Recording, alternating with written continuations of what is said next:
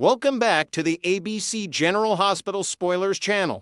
Today, we will learn about the shocking twists unfolding in the high-stakes drama surrounding Michael Corinthos and Jacinda Bracken's crumbling alibi in the wake of Drew Cain's shooting. As tensions escalate in Port Charles, whispers among insiders suggest that this duo's desperate attempt to cover their tracks could unravel spectacularly, leading to a dramatic double arrest that shakes the foundations of the ongoing investigation. Michael's unwavering belief in their fabricated story that they spent the entire fateful night entangled in each other's company clashes violently with the cold, hard reality of what truly transpired under the shadowy cover of darkness, a night marked by betrayal, hidden encounters, and a hail of gunfire that left Drew fighting for his life. But with Detective Harrison Chase hot on the trail, armed with irrefutable evidence that could expose their web of deceit, the question looms large. Will Michael and Jacinda finally face the music for their bold-faced lies to law enforcement? Or will they slither away like so many schemers before them in this soap opera saga? Delving deeper into the mechanics of their ill-fated ploy, Michael's strategy hinges on the fragile hope that no prying eyes or digital footprints can dismantle their synchronized narrative. Yet Chase's relentless pursuit reveals cracks that run deeper than a simple lover's quarrel. Picture this: Jacinda, the enigmatic escort with a knack for navigating Port Charles' underbelly, was supposedly locked away in Michael's arms from dusk till dawn. But forensic timelines and shadowy witnesses paint a far grittier picture, one where she slipped out for a clandestine rendezvous with another shadowy figure, potentially the elusive Ezra Boyle, a man whose own tangled ties to the Corinthos empire add layers of intrigue and motive to this explosive revelation. If Chase's hunch proves accurate and this bombshell evidence lands squarely in the courtroom spotlight, it could trigger a cascade of repercussions, forcing prosecutors to reevaluate alibis and alight on new suspects who might have been overlooked in the initial frenzy. For Michael, this isn't just a personal gamble. It's a high-wire act balancing his family's fractured loyalties against the unyielding hammer of justice, where one wrong step could plummet him into a pit of legal quicksand from which even the most silver-tongued lawyers might struggle to extract him. Jacinda, too, stands on precarious ground, her professional facade cracking under the weight of scrutiny that could expose not only her divided evening, but also a network of clients whose secrets threaten to spill into the open, turning a routine lie into a full-blown scandal that reverberates through the elite circles of Port Charles society. Shifting focus to the broader courtroom chess game, attorney Alexis Davis has been meticulously orchestrating a defense that scatters suspicion like confetti, aiming to shield Willow Tate from the blinding glare of accusation by parading a parade of plausible alternatives before the jury. Chase's pivotal discovery of Jacinda's alternate liaison doesn't merely poke holes in the alibi. It injects fresh oxygen into Alexis's playbook, allowing her to argue with renewed vigor that the shooting was anything but a solitary act, potentially diluting the prosecution's laser focus on Willow and inviting deliberations on motives ranging from corporate vendettas to personal vendettas buried deep in the Cain-Corinthos feud. Imagine the ripple effects.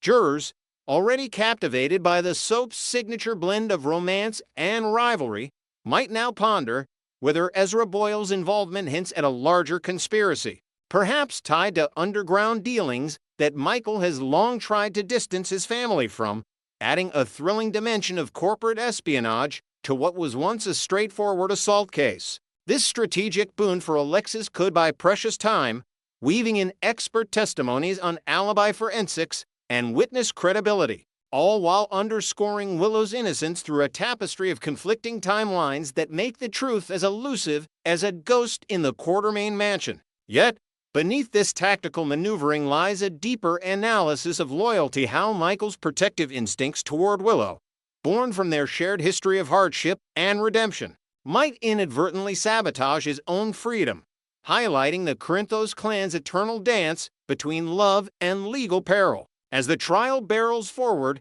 with the intensity of a storm-swept harbor, Drew Cain emerges as the vengeful architect of Michael's potential downfall, his eyes fixed on orchestrating a narrative where Willow walks free, while his shooter, whom he firmly believes to be Michael, languishes behind bars. A poetic justice that mirrors the scars etched into Drew's own survival story. Drew's unyielding resolve stems from more than mere survival instinct.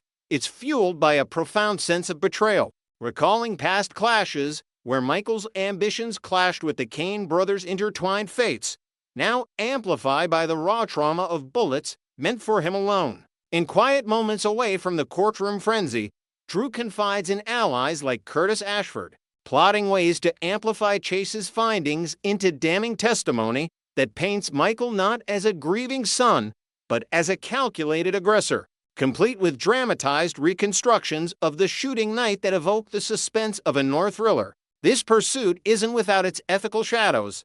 However, Drew's thirst for retribution risks alienating potential supporters within the PCPD, where officers like Dante Falconeri grapple with divided allegiances, torn between duty and the Corinthos name's pervasive influence. Ultimately, this vendetta serves as a lens into Drew's character evolution, transforming him from a pawn in larger games to a force demanding accountability, even if it means dragging Michael's reputation through the mud of public opinion and igniting fresh feuds among Port Charles power players. Beyond the spotlight of the shooting itself, a darker undercurrent swirls around the ancillary charges that could ensnare Michael and Jacinda long before any verdict on Drew's attack is rendered, turning their alibi folly into a prelude of independent legal nightmares. Providing false statements to authorities isn't a mere slap on the wrist in Port Charles.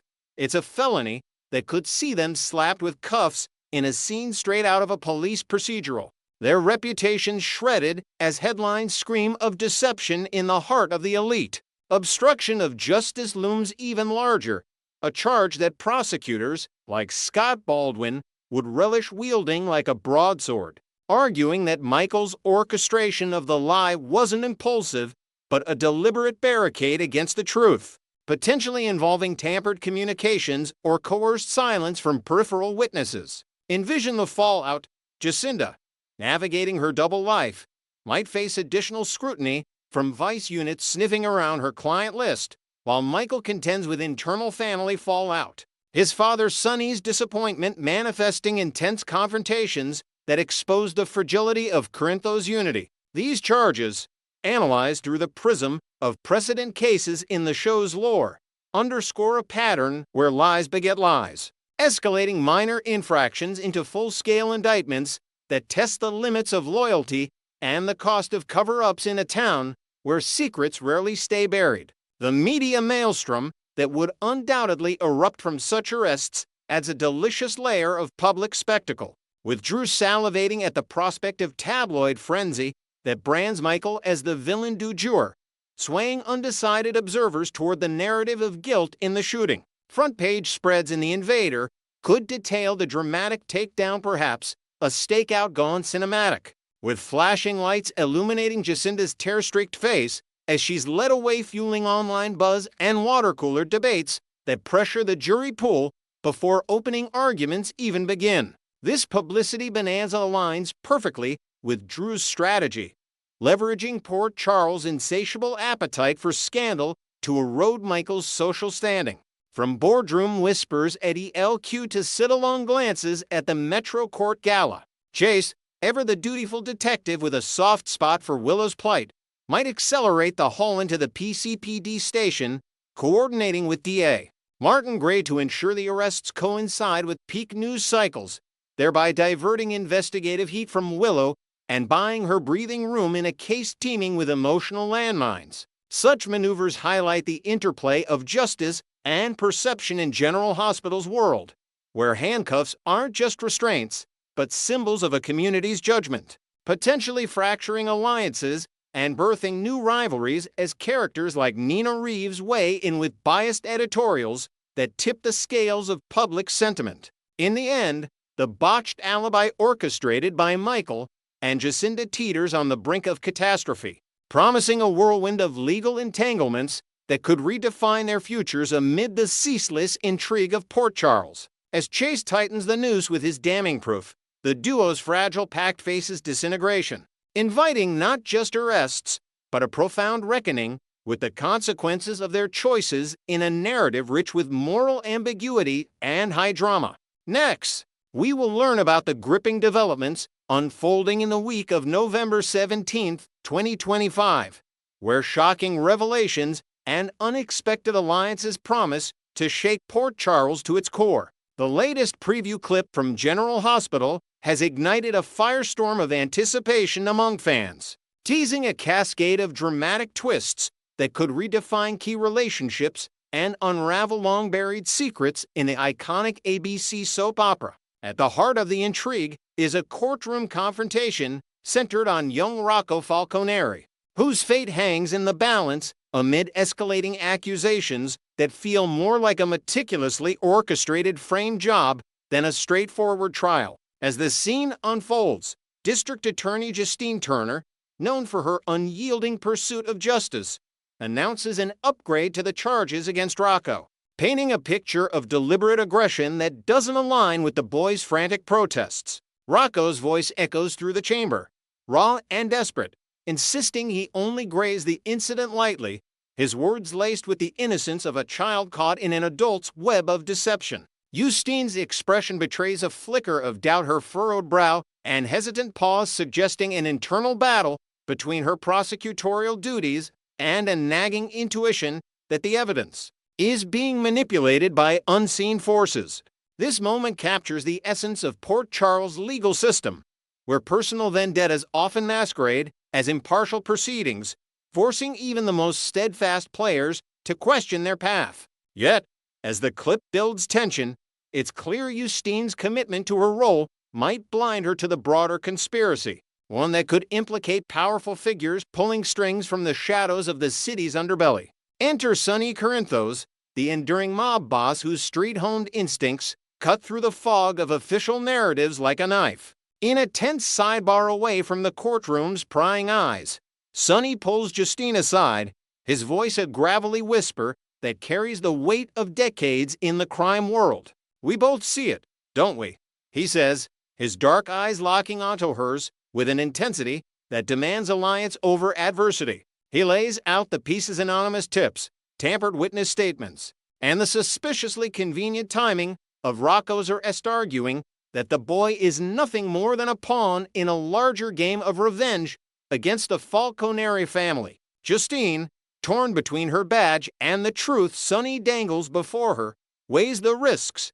Collaborating with a man like Sonny could torpedo her career, but ignoring the setup might doom an innocent life and erode the fragile trust in Port Charles justice. This potential partnership isn't just procedural drama, it's a psychological chess match, where Sonny's offer of insider intel on rival factions could unlock the real culprits, perhaps even tying back to old grudges involving the Corinthos clan. Fans can't help but speculate if this unlikely duo will expose a syndicate of corrupt insiders, transforming the trial into a catalyst for sweeping reforms, or if their collaboration will backfire, drawing deadly retaliation from those who engineered the trap. Shifting scenes to the sterile halls of General Hospital, the preview introduces a sinister undercurrent with Professor Henry Hank Dalton, whose smug grin directed at Mayor Laura Collins sends chills down the spine. Hank, with his Ivy League pedigree and a reputation for pushing ethical boundaries in medical research, lingers near Laura's bedside visit, his smirk hinting at knowledge that could dismantle her public facade. Is he alluding to a hidden medical anomaly from a recent procedure, or perhaps blackmail material from Laura's turbulent past involving espionage and family betrayals? Laura's poised demeanor cracks ever so slightly, her eyes narrowing as she processes the threat, a subtle nod to her resilience forged through years of political scandals and personal losses. This encounter isn't mere coincidence. It layers psychological warfare onto the hospital's already fraught atmosphere, where Hank's ambitions for groundbreaking trials might exploit vulnerable patients, including those close to Laura, like her son Nicola's or granddaughter Charlotte. The analysis here reveals Hank as a modern-day villain, blending intellectual arrogance with moral ambiguity, potentially forcing Laura to leverage her mayoral influence to shut down his operations before they claim another victim in Port Charles elite circles. Across town, the tension escalates with Michael Corinthos, heir to the Corinthos empire, who flashes a confident smile at Jacinda during what appears to be a clandestine meeting at the Metro Court. Jacinda, a sharp-witted journalist with a nose for scandal, leans in, her notebook at the ready, as Michael shares details that could bolster his standing in the family business or bury it. Their exchange buzzes with unspoken stakes, Michael's charm masking the desperation of someone navigating the fallout from his strained ties with father Sonny and ex-wife Willow. But the mood shatters when Detective Harrison Chase bursts into frame, his own grin twisted with vindictive glee, announcing he's cracked Michael's alibi for a pivotal night tied to the Rocco case. Chase, ever the by-the-book enforcer, with a personal chip on his shoulder from past Corinthos run-ins, brandishes evidence, perhaps security footage or a contradictory witness that places Michael far from where he claimed to be, unraveling his carefully constructed narrative. This revelation isn't just a procedural win for Chase, it's a deep dive into themes of loyalty and redemption, as he ponders whether exposing Michael will exonerate Willow Tate, who's entangled in related suspicions, or ignite a Corinthos backlash that regrets the detective's zeal. Michael's empire,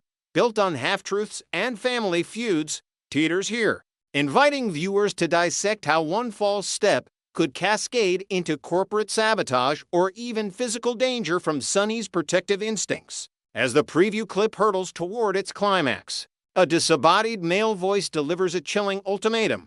"This is what happens when you betray me," the words dripping with venom that echoes through Port Charles' darkest alleys. The camera cuts to Lulu Spencer, her head whipping around in alarm toward Dante Falconeri, her ex-husband and fellow police officer, as if the threat originates from his direction or perhaps implicates him in a web of infidelity and departmental leaks. Lulu's wide-eyed reaction underscores her vulnerability, a single mother still reeling from years in a coma and the pressures of journalism, now facing a betrayal that could shatter her fragile, rebuilt life. Nearby, Britt Westburn stirs uneasily in her hospital bed, her face etched with worry that hints at her own complicity in medical cover-ups or romantic entanglements gone awry. Her mercenary past catching up in ways that threaten her hard-won stability with Cody or Austin. Carly Corinthos, ever the resilient cafe owner turned crisis manager, stares at the floor in stunned silence, her mind racing through connections to Sonny's dealings or her daughter's safety. A moment that amplifies her role as the emotional anchor amid chaos. The sequence builds to its peak outside, where Laura stands isolated under the dim streetlights, her gaze dropping to the ground before she unleashes a piercing scream of horror as she stumbled upon a hit-and-run victim, or worse, evidence of sabotage aimed at her mayoral campaign. Speculation runs wild.